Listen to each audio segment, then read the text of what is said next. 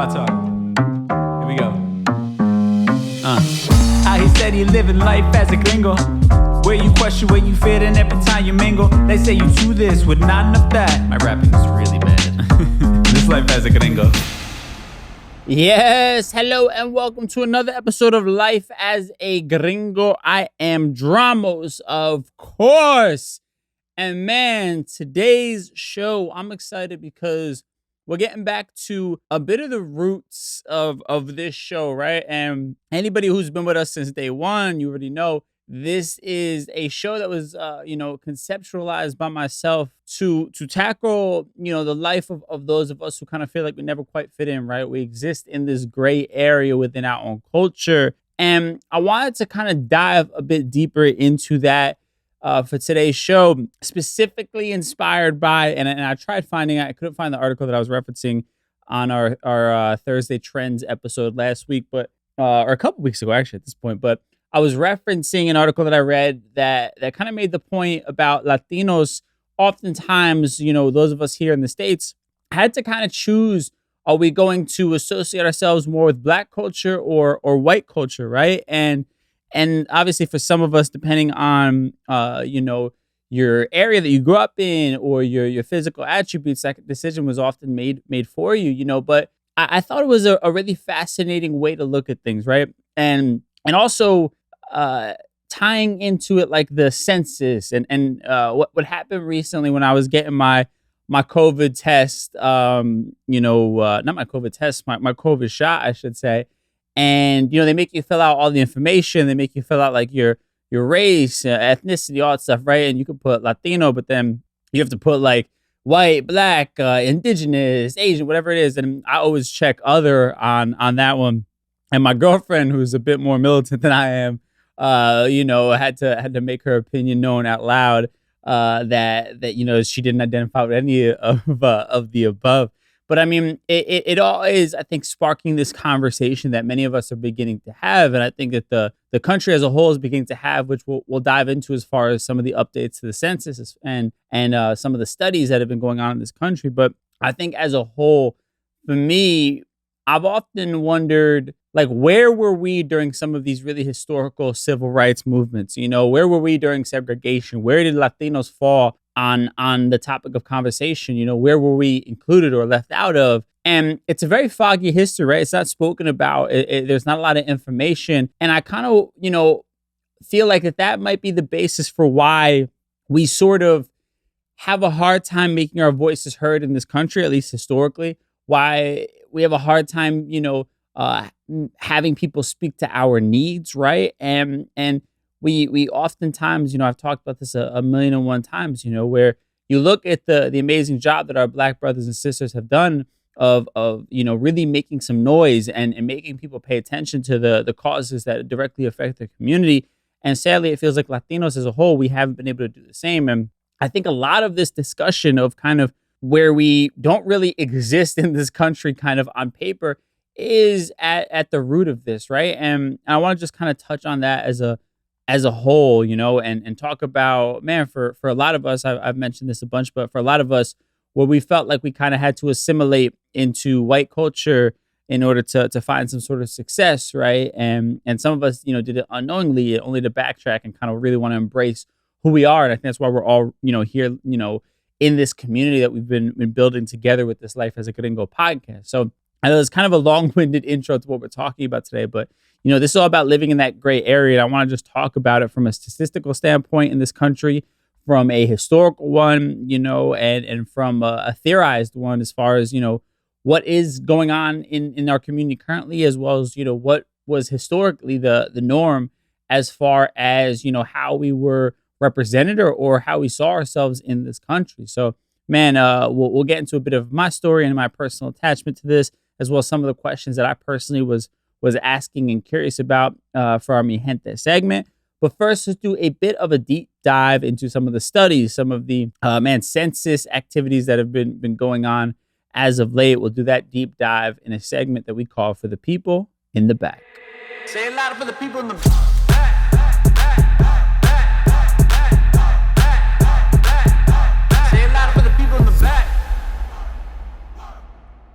All right, so I mentioned the census, and I mentioned, the idea of like you have to check a box of where you fit into white, black, indigenous, whatever it is. I always again put other, and don't associate myself, even if I've been called white passing.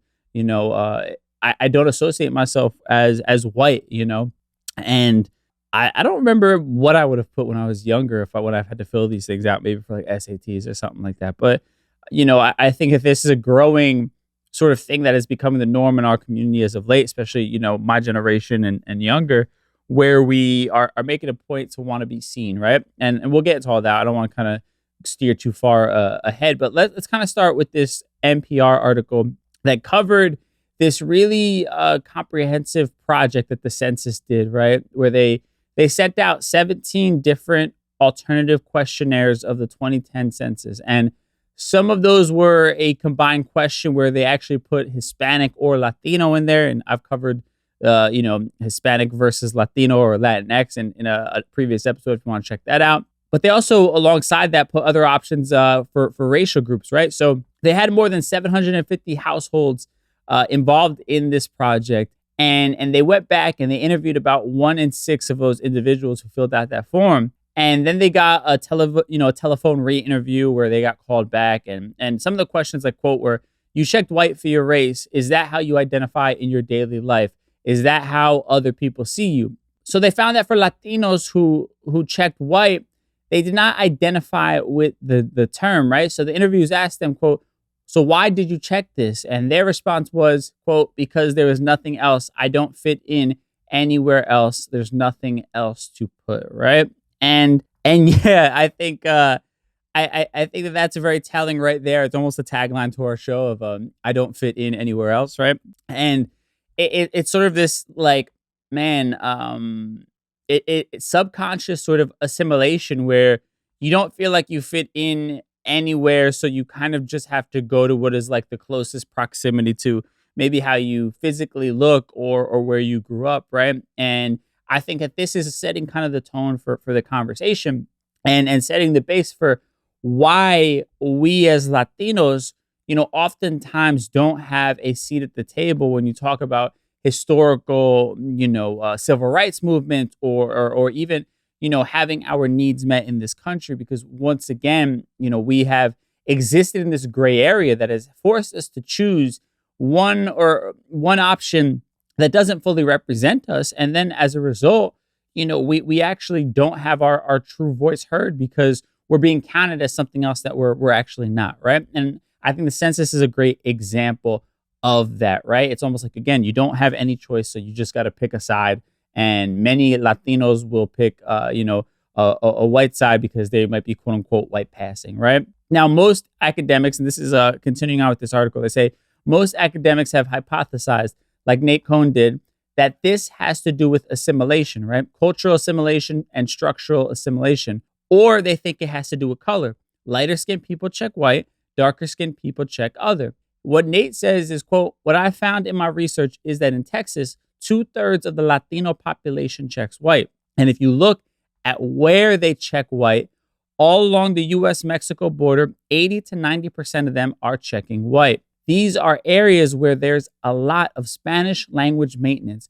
There are high immigrant populations, and in many of these populations, there are a lot of low-income people. When you look at the national data for who checks white and who checks other, you see people who check white are a little higher income, a little higher educated, perhaps less likely to speak Spanish. And I want to pause for a second right there because they said people who check white are of a little higher income, right? And that's the data point that they're talking about in this study that they did, and perhaps less likely to speak Spanish, right? And I think that this begins to speak again to the assimilation that they mentioned, right? But you think about that data point, the Latinos who are identifying as white are the ones who are getting the higher income, right? And who maybe don't speak Spanish are getting further and further away from their culture. And again, that's not to say you have to speak Spanish to be attached to your culture, right? We've had that conversation. I don't speak fluent Spanish, right? But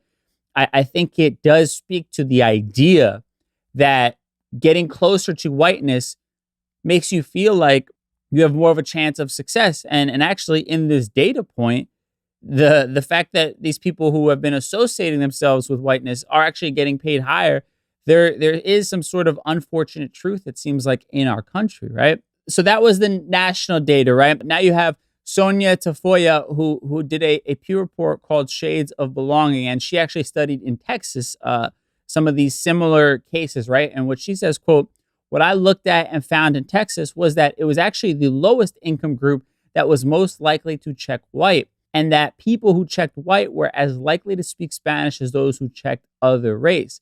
And so I looked at it as a measure of ideology. Those people who checked white were more identified with this ideology of using whiteness as a strategy, while those who checked other were more identified with anti-racist politics, or they identified more or with immigrants, with African Americans. So it wasn't so much color or assimilation, but what strategy they used to combat the discrimination that they faced," end quote. And I would argue that this is a part of assimilation, but what she's saying here specifically in Texas is kind of maybe people trying to emulate what they saw on a national level, as far as the idea that checking white was actually a strategy towards a better life, right? And an easier life. And that those who checked other were maybe taking the more difficult road of wanting to combat some of the political issues in this country, and identifying themselves with African Americans and the plight that they faced in this country, right? And I think that this is a really interesting conversation because it kind of showcases old world versus new world, right? And I know they're kind of, combating results almost here when you have that first study that I showed on a national level, and this one specifically in Texas. But I think, again, it does show a really historical, sad fact that I've talked about a bunch here on the podcast, but it's the idea that much of the sort of old generation or people who are, still very much attached to the culture of their ancestry as far as immigration goes, many of them feel that they have to strategize in order to get accepted in this country. And a part of that is sort of, leaving a bit of their culture behind, right? And I know it might be a little bit dramatic because we're all just checking boxes at the doctor's office or fucking, answering a random census that gets mailed to us, right? But there is an ideology to this, to the idea that assimilating to whiteness can help you, and in this study, like I said, combat discrimination, right? And I think that it's a very telling thing for, once again, the point of what happened to our history in this country, what happened to our causes that we are longing for, that we need to be heard in this country.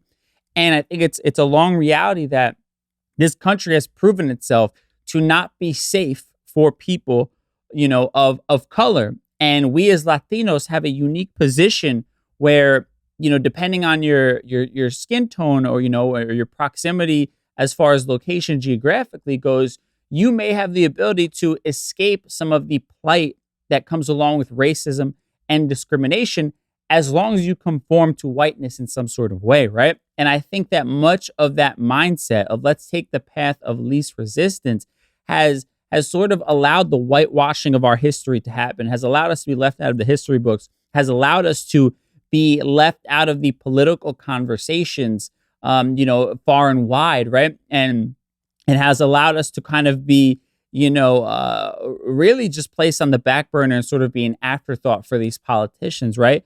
Again, because we decided that we were going to assimilate or try and get our proximity to whiteness, as quickly and closely as possible so that we can have an easier life. And as a result, we've sort of harmed the next generation who wants to maybe feel a bit more connected to their culture and their community and wants to stand up, against the discrimination they face, rather than trying to just sort of dull it by hiding a part of themselves, right? Our generation, I feel like, wants to correct these things and stand up against it, rather than having to hide ourselves behind closed doors as a means to protect ourselves, right? Now, I'm gonna dive into a couple different studies here. I'm gonna quickly talk about the Pew Research Center here, and this is an article I found on their website. I'll post links to all this stuff in the show notes if you want to read the full articles. They're pretty lengthy, and they go in a lot more depth than I have time to here for the podcast. But According to the Pew Research Center, for Latinos and non-Latinos alike, skin color is an important dimension of identity that can affect their daily lives. To measure this dimension of race, the survey they did asked Latino respondents to identify the skin color that best resembled their own using a version of the Yaden-Ostfeld scale. And they basically had respondents, being shown 10 skin color ranges that, went from fair to dark. And they said that 8 in 10 Latinos selected one of the 4 lightest skin colors, with the second lightest ranking most common, 28%, followed by the third, 21%, and the fourth lightest colors, 17%. By contrast, only 3% of Latino respondents in total selected one of the 4 darkest skin colors, right? And this is obviously an incredibly important conversation when it comes to colorism in our own community, but also, man, the poison that has come, in our minds, that has been passed down generation after generation, the generational curse of not loving ourselves, right? And again, feeling like the proximity to whiteness is our best bet for safety and the ability to thrive in this country. Again, I mean, you have the majority of Latinos here, 8 in 10, selecting the 4 lightest skin colors to represent them, right? Because we've been taught that the closer to whiteness we are, the more superior we are, the better life that we can have for ourselves, the easier that it is to assimilate into American culture and thus live the American dream, right? And I think this is another really important idea when it comes to why our history has been hidden and why now we have to push back to have our voices heard, and it seems like we're decades behind our Black brothers and sisters when it comes to fighting for our needs, right? And a lot of this, again, is based upon this idea that whiteness is more valuable, or at the very least, whiteness is the safest route for us to take. Therefore, we again have to hide where we come from, our ancestry, our culture, who we truly are, just to get a fair shake in this country. Now, the last thing I'm going to read here is another census result. And this is actually a study done for the 2020 census. And this is from the Los Angeles Times, who wrote this article. Again, I'm going to quickly kind of breeze through. I know I'm throwing a lot of numbers at y'all today, but they said that, quote, the share of Latinos who identified their race as white in the 2020 census fell from about 53% in 2010 to about 20% in 2020.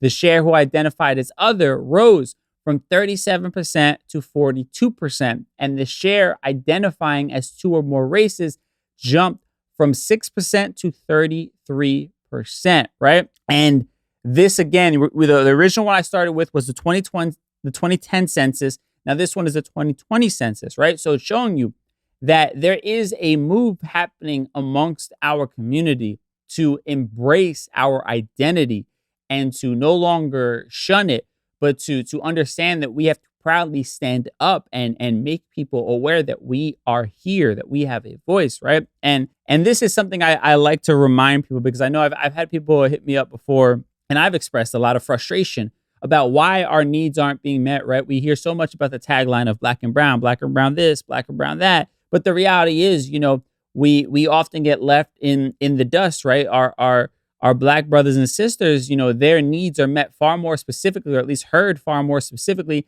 than ours are, right? The politicians speak to them far more directly than they do to us. And it's because, again, of this previous generation that saw the proximity to whiteness as their best bet at a happy life, right? And now, as you see this next generation, that's what this article talks about, right? They say, quote, yet another part of the census story may be explained by the numbers of Latino millennials who are developing an identity as, quote, people of color, often in alliance with Black, Asian American, and Indigenous groups. The BIPOC label has been adopted and supported by young people of many ethnic and racial groups since the racial justice protests prompted by the May 2020 police murder of George Floyd, right? And again, I want to use this as a reminder to those of you who have expressed frustration about how our voices aren't being heard. Think about how sort of new this mindset shift is. Now, I personally think that it was happening prior to the murder of George Floyd in 2020. But I believe that only accelerated, where we are as a community, and understanding that we don't want to be associated with whiteness and all of the atrocities that they have done to ourselves and other people of color. We prefer to be associated, as persons of color, along with these other demographics that have been persecuted by white people, right? Understanding that it's not a positive thing to be associated with white culture in this country anymore. And that if we truly want to have our voices heard, and to be quite honest, even beyond just wanting to have our voices heard, that we want to be celebrated. We want our culture to be celebrated beyond just wanting to have our needs met. We also want to feel seen, right? We don't want to fucking hide ourselves anymore. I could speak to that for many of us who listen to this podcast. The reason we had this sort of reckoning within us that made us begin to embrace our culture and our community far more, like I've talked about, like so many of you expressed to me where you've related, it's because we see the value in our community. We see the value in our ancestry, where we come from, in our culture, and see the beauty in it. And we want to make sure that we are continuing on that legacy. And we are not allowing any of these prehistoric ideas of whiteness and white superiority and white supremacy to make us turn our back on our community anymore. And that, to me, is the beautiful thing. And that's what, as frustrating as certain elements may be, right? To me, when I look to that in this 2020 census, that is making me incredibly optimistic for the future, for the fact that we are truly embracing ourselves for the first time in history. Now, this article goes on to say, and this was an interesting sort of fact that I had kind of felt, but it was interesting to hear somebody put it into words. They go on to say, quote, "It turns out that the Mexican and Central American immigrants who moved to South Los Angeles in the late 1980s did see themselves as distinct from the homegrown Black population," right? Monolingualism, anti-Black prejudice brought from their countries of origin, and street violence of the 1980s and 90s led this first generation to shut in and shut out, largely keeping their distance from African American neighbors, right? So it's talking about that previous generation, as I mentioned, where they felt maybe some sort of superiority to Black people in this country, or at the very least understood that aligning themselves with the Black people in this country would only set them back, right? And this article then goes on to say, quote, "Not so their children. Second generation Latinos who grew up with Black friends, listened to hip hop, and were inspired by Black teachers, mentors, and social justice advocates. Their lives were not free of Black-brown tensions, but the upshot is this. They developed a sense of self and home defined by place-based identity, one articulated as a strong affinity with Black people, Black culture, and the struggle for racial equity," end quote, right? And they're throwing a lot of fancy words and terminology there, but basically what they're saying is, for those of us who grew up in areas where we were around our community, chances are we were also living shoulder to shoulder with the Black community, right? It's said in I can't remember what the statistic was. In one of the articles, it mentions it specifically, but it says that urban cities in this country that have high populations of Latinos also have high populations of African Americans living amongst each other, right? My family's from the Bronx. When I was younger, I grew up in the Bronx, and I was heavily influenced by Black culture. Civil rights movement had a huge effect on me as a very little kid. Obviously, when it comes to hip hop, that was one of my first loves as far as music goes, and that's what I talk about on this podcast, is that we are that next generation that was influenced by all of those things. And we find ourselves sort of fighting back against certain old world ideas, right? And that was a great sort of observation, specifically talking about Los Angeles, but I think that's probably relevant throughout much of the country, where you have a similar demographic of Black and brown people living amongst each other, right? Where the previous generation was reliving old, tropes and old colorism and racism, as well as, seeing the hardships that Black people in this country were going through and not wanting any part of it, and feeling like, the more they distance themselves and the more they align themselves with whiteness, they had a better shot once again at making something of themselves in this country. Where now our, generation, when you talk about the millennials and younger, and maybe even some people who are a bit older would fall into that as well. But, we are celebrating the Black culture that we grew up alongside, and being inspired by the way that, many of the Black leaders have fought for the rights of African Americans in this country and continue to do so.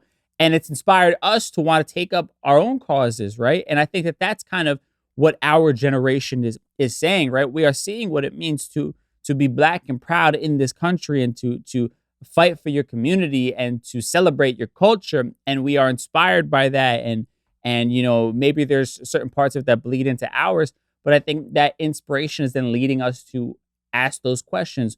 Where are our voices? Where are our prominent figures fighting on behalf of us? Where are our, organizations that are coming together? What are the politicians doing for us specifically, right? Those are all questions that we're now asking because of the influence of growing up, around the African American community, right? And to me, that's a beautiful thing, because we learn to love ourselves as a result, right? We've learned to see what it looks like to celebrate your culture, to fight on behalf of your culture, and to advocate for yourself, and to advocate for the ability to show up as yourself authentically in a world that tells you if it ain't white, it ain't right, at the risk of sounding corny there, right? But I think for Black people, they had no choice, right? They obviously are not white.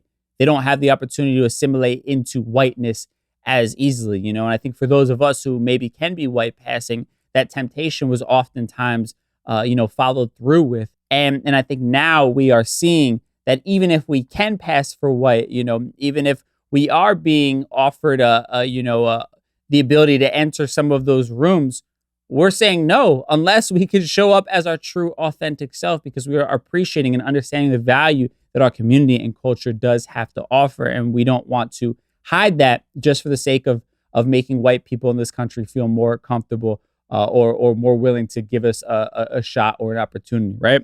And man, yeah, I'm getting kind of fired up from this whole topic and this whole conversation, and I hope it's resonating with some of you, and I hope that it's answering some of those questions about why haven't we been doing more as a community for our needs, for the greater good, right? And I want to dive a bit more into some of the history that also I feel like might define why we're oftentimes left out of these conversations, and historically, why there are so many like gaps in between where we exist in this country.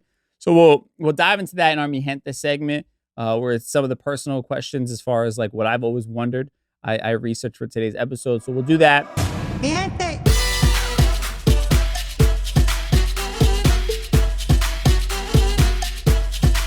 All right, so I know I can't be alone in this. I've always personally wondered, like, where the fuck were Latinos during some of these really big moments in history, right? Like, where were we during the times of segregation? Like, where do we fall into that? Civil rights movement, all of the above, right? Like, it almost feels like our stories don't exist until a certain point, right? It's like the missing years of Jesus in the Bible, right? Like, Latinos don't exist during like the civil rights movement, right? And I was always curious, like, did we, experience that same sort of segregation and racism, and were we accepted into these white communities? Did we find ourselves with the Black communities?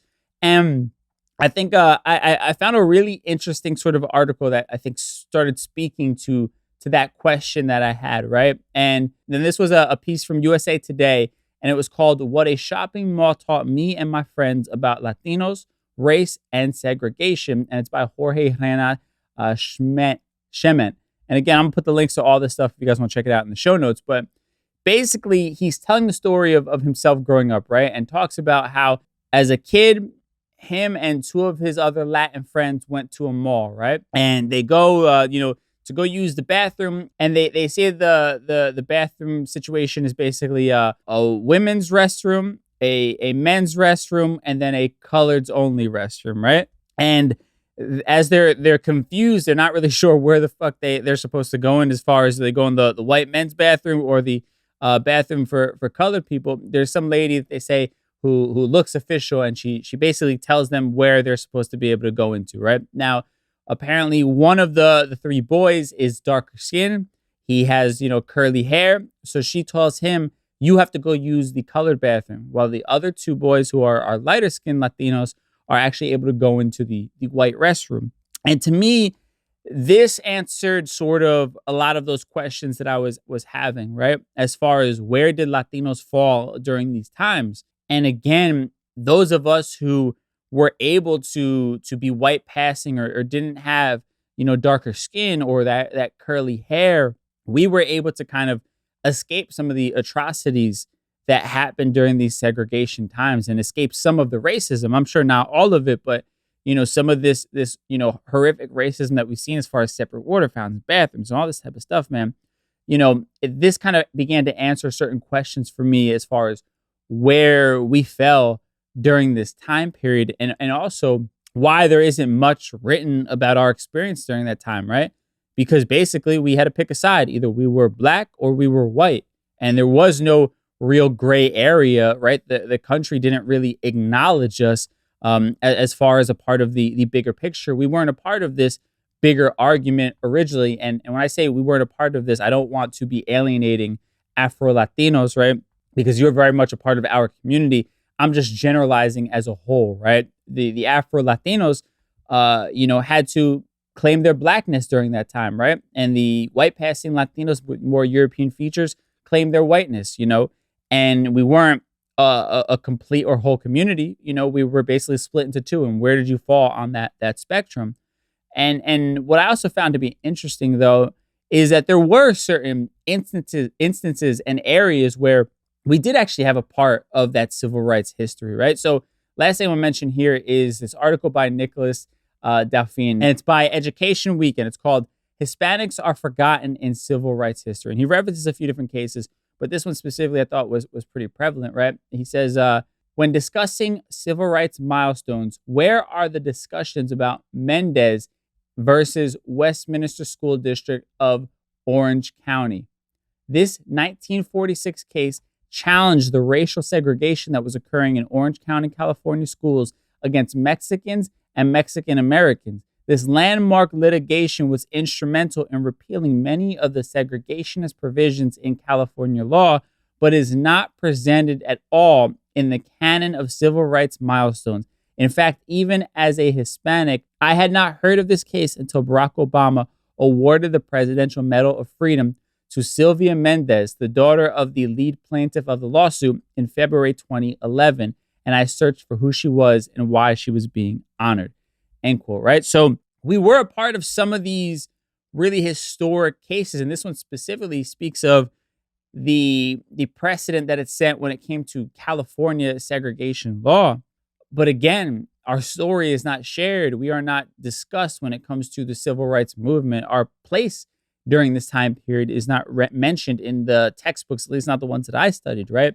And I think obviously there is a bit of I'm sure, racism against Latinos, and specifically for this case that we're talking about Mexicans in this country. But also, if we are dividing our community and we are choosing a side that doesn't actually truly represent our culture wholeheartedly, then what is our inspiration at that point to fight for making sure our history is being told properly, right? Because we're not honoring our ancestors. So why would we be fighting or honoring the history, of where we came from at that point? It's sort of like, what I talk about, my journey into rediscovering my Latinness almost, right? There was a time period where I turned my back on my own community, and I wasn't as involved or invested in the culture and learning about it or staying up to date on what was going on in Puerto Rico or in Latin America as a whole, right?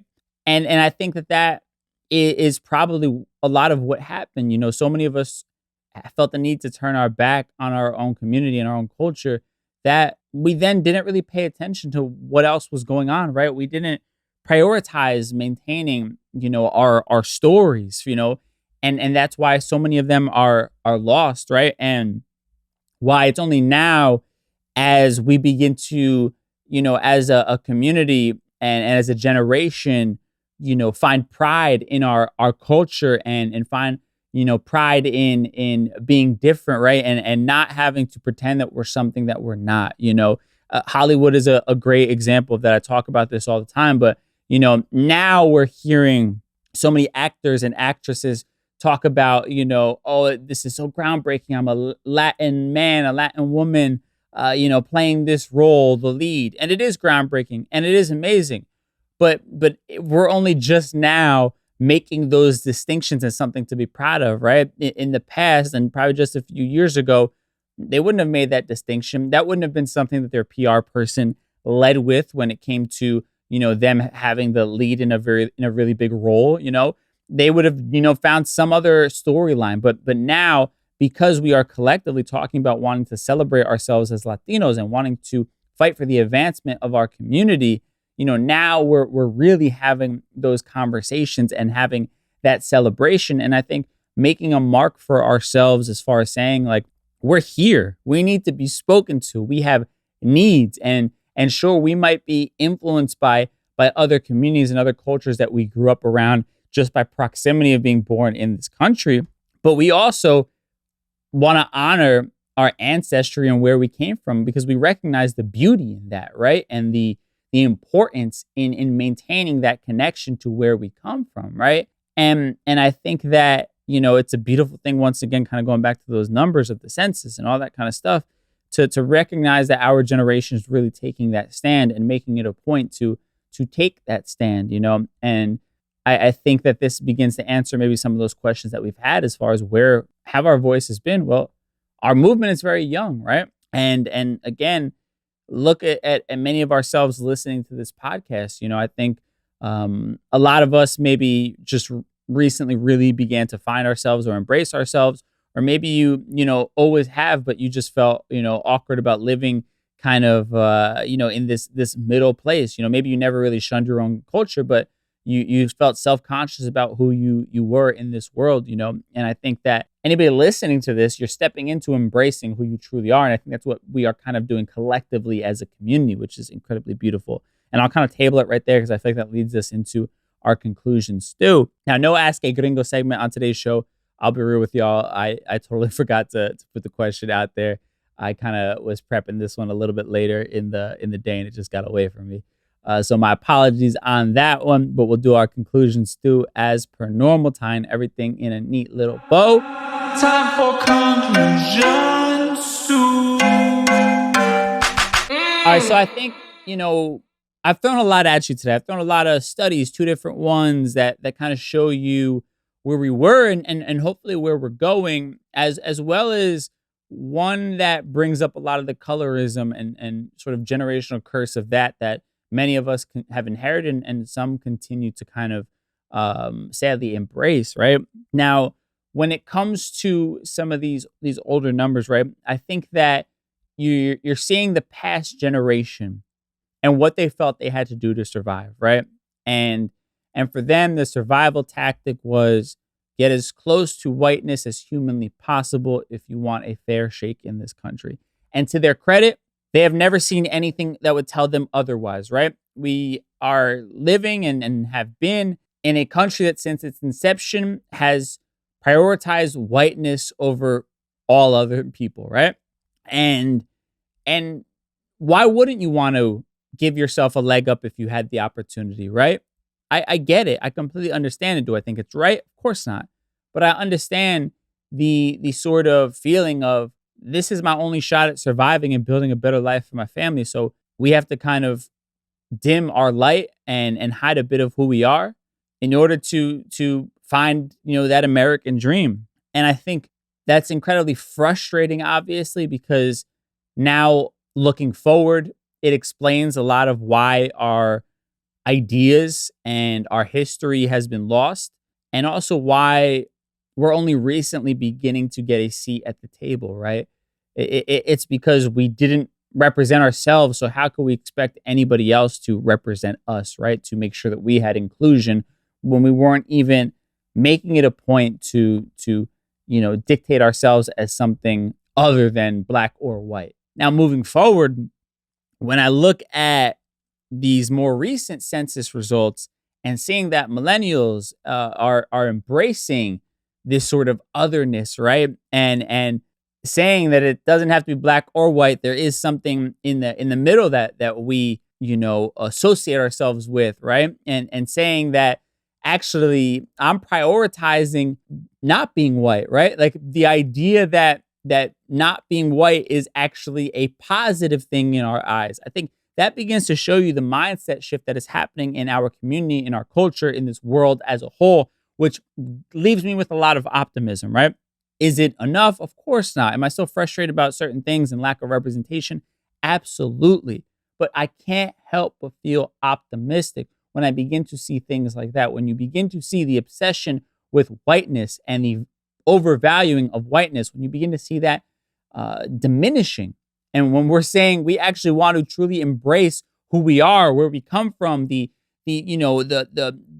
beautiful sort of stew and gumbo that is the Latino, people of indigenous cultures, African cultures, Caribbean, and Spanish, right? And understanding we are this beautiful amalgamation of different cultures and different, people from different walks of life. When we celebrate that is the most empowering thing, and to see it actually happening, that our generation is changing that conversation, and as a result, by making a stand to say, I'm not white, I'm not black, I'm this, or I am made up of multi, races, I am Afro Latino, the idea that we are making these distinctions and making a point to be seen and heard as our true selves. That gives me so much hope for the future, and that while maybe we're behind, on some of the movements that our black brothers and sisters have been able to accomplish in this country, we're still incredibly young when it comes to that. We are moving in the right direction, and we are beginning to build those types of things for ourselves and our community and our culture. And we just have to find a bit more patience, especially knowing the historical context of where we come from and why we've been left out of this conversation for so long. And the last thing I will say, because there's always room for improvement, I want to talk a bit about that idea of colorism, right? Because that study that I talked about, where I think it was 8 out of 10 Latinos were picking the lightest skin tones for what they identified with.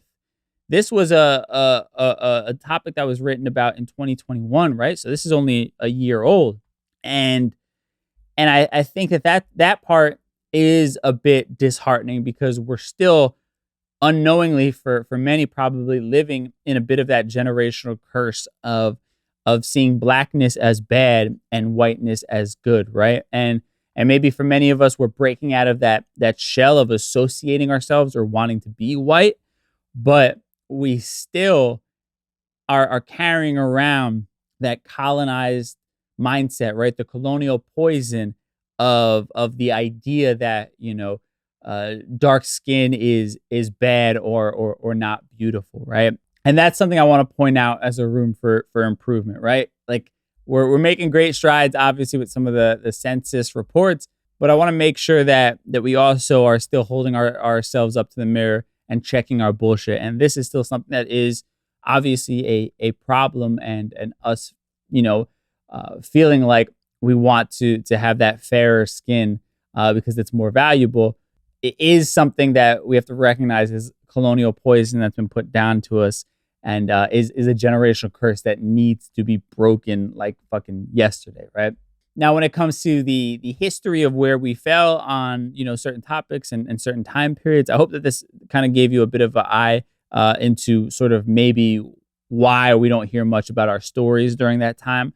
The piece about the man and his friends who were at the mall, and some were allowed in the whites only bathroom, and other one was made to go into the colored people only bathroom, I think explains a lot about why you don't hear our point of view during that time period, because some of us enjoyed our proximity to whiteness, and others had to align themselves with the African American community, because that was what was decided for them, right? They were black, and there was no sort of middle ground for them. And I think that's why many of our stories aren't told, and why they're hidden.